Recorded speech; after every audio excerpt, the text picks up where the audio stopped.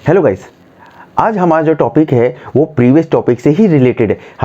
हमने एक पाइथन के अंदर हमने डिक्शनरी में हमने प्रिडिक्शन किया था, यानी डिक्शनरी का एक क्वेश्चन था, उसका हमें आउटपुट फाइंड आउट करना था, जो हमने भी प्रीवियस में भी किया हुआ था। उसके अंदर हमें क्या करना था, वैल्यू फाइंड आउट करनी थी, वो भी सम करके, क्योंकि क्वेश्चन उस टाइप का था। लेकिन अब हमारे पास एक ये क्वेश्चन है जिसके अंदर हमें वापस से प्रिडिक्शन करना है, लेकिन वास्तव में ऐसा नहीं कि इसमें वैल्यू आएगी, इसमें रिजल्ट कुछ और आएगा। कैसे, तो देखिए हमें क्या करना है, सेम एज इट इज एडिक है, ओके।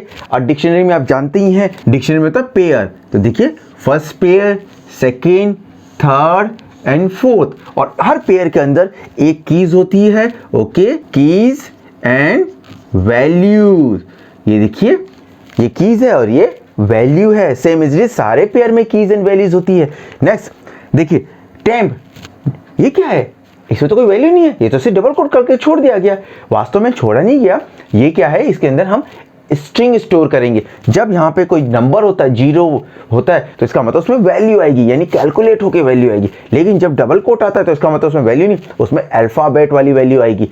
वैल्यू एक तो नंबर वाली वैल्यू होती है और एक अल्फाबेट वाली। तो हमेशा अगर आपको कोई स्ट्रिंग स्टोर करना है तो डबल कोट लिख के छोड़ दीजिए।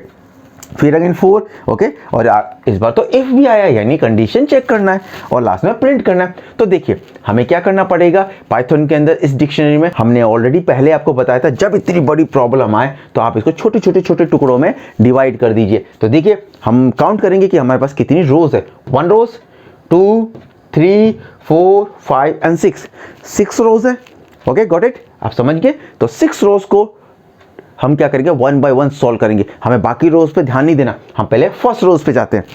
फर्स्ट रोज क्या कहती है, डिक्शनरी है, ठीक है। अब इसके हिसाब से आप टेबल क्रिएट करिए। तो टेबल में हम क्या करेंगे, हम यहाँ पे लिखेंगे ए डिक, ये हमने लिख लिया, ये हमारी डिक्शनरी है, और इसके 2 पार्ट कर दीजिए।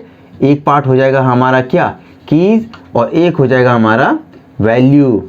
ये हमने आपको पहले ही बताया था। पहले पेयर को उठाते हैं। पहले पेयर में क्या है, भावना, ओके, भावना लिखा 1।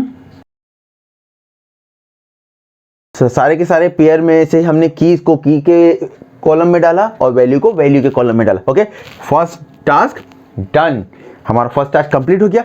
सेकंड टास्क टेम्प, तो हमें एक कंटेनर लेना पड़ेगा, टेम्प। हमने टेम्प ले लिया और इसके अंदर ब्लैंक छोड़ दिया, अभी हमने कुछ नहीं लिखा क्योंकि इसमें अल्फाबेट स्टोर होगा। चलो हमारे ये काम भी कंप्लीट हो गया।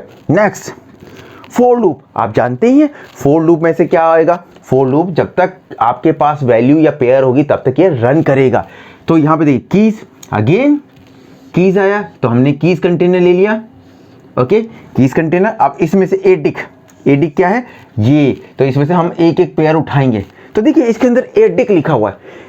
जब एडिक लिखा हुआ है, इसने नहीं बोला कि हमें वैल्यूज चाहिए, यानी वैल्यूज का तो नाम ही नहीं है, तो बाय डिफॉल्ट इसके अंदर कंटेनर स्टोर होंगे, यानी 1 बाय 1 कीज जाएगी।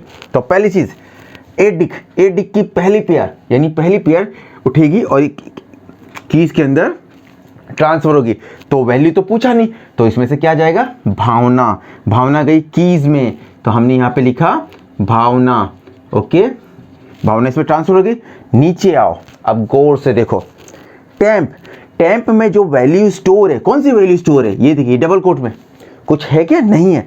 क्या ये कीज से क्या है, छोटी है, टेम्प में जो ये है क्या कीज से छोटी, तुम कहोगे यार नंबर तो है नहीं, तो ये छोटा बड़ा कैसे होगा। तो पहली चीज, जब डबल कोट में कुछ वैल्यू नहीं होती ना, तो उसका मतलब नथिंग होता है, तो इसका मतलब वो सबसे स्मॉलेस्ट होता है।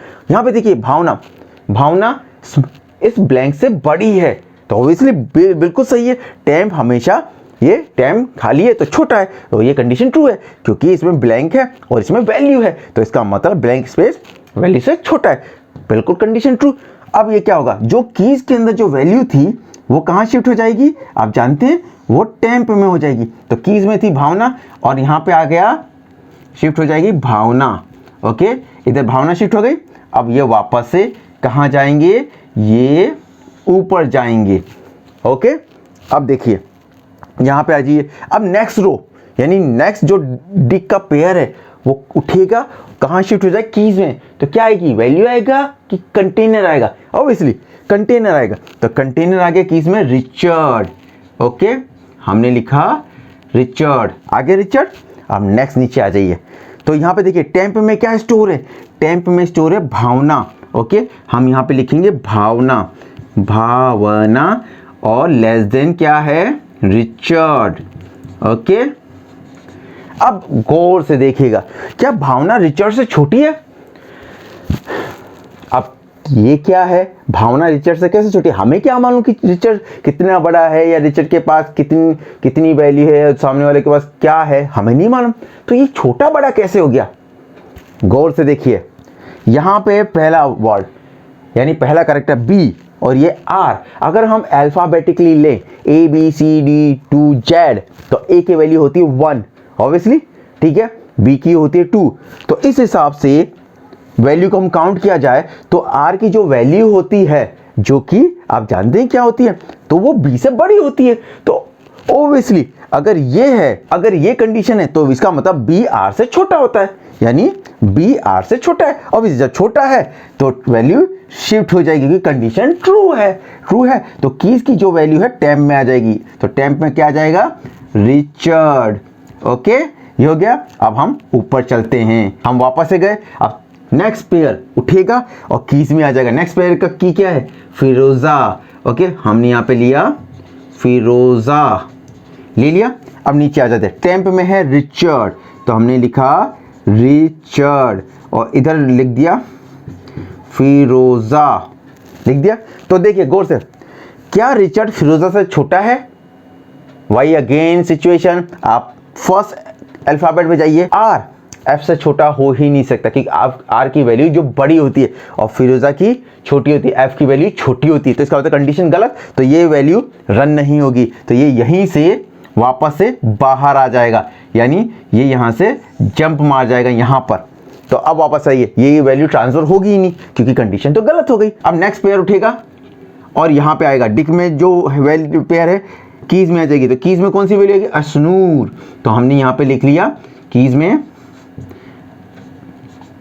अशनूर। ओके, लिख लिया।